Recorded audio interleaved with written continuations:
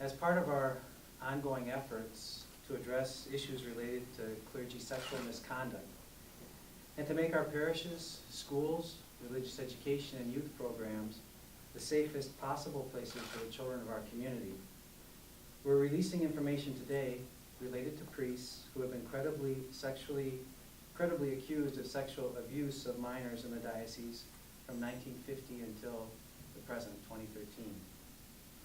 Much of this information is drawn from the John Jay study, which was commissioned by the United States Conference of Catholic Bishops in 2004 to study the causes and context of clergy sexual abuse. It also includes information regarding 5 additional clergy members. The release of the information underscores a sad truth that must be acknowledged. Over the last 65 years, a number of clergy members in the Diocese of Duluth have violated the sacred trust placed in them by children, youth, and their families. These clergy have caused terrible harm to victims' families, to our community, to our church, and to many, many good priests who faithfully carry out their duties to God's people with love and generosity each and every day. Again, I offer apology on behalf of the church to all those who have been affected by clergy sexual abuse. I pledge once more that this church stands with all those who seek to know the truth and to see justice done in these matters. The names released today will be published in our diocesan website and in our diocesan newspaper, the Northern Cross, which goes to every Catholic household in the diocese. Our hope in releasing the names is to bring hope and healing to victims of clergy sexual abuse.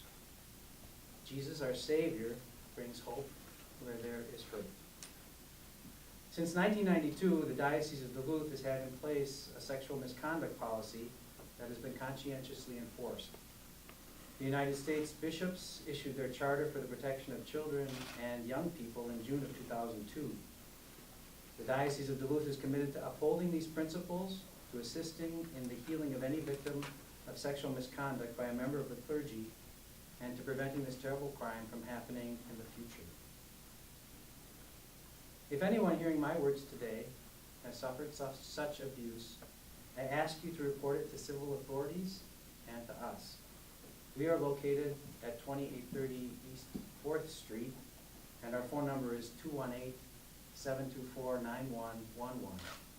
You can also contact one of our diocesan assistance coordinators, whose contact information is available in the Northern Cross and on our diocesan website, which is www.dioceseduluth.org. I'm happy to take any questions that you have this morning. I'd also like to introduce Father Jim Bissonette, who is the Vicar General for our diocese and been of assistance, and Ernie Stoffnecker, who's in charge of our safe environment training for the Diocese of Duluth, so they're also in attendance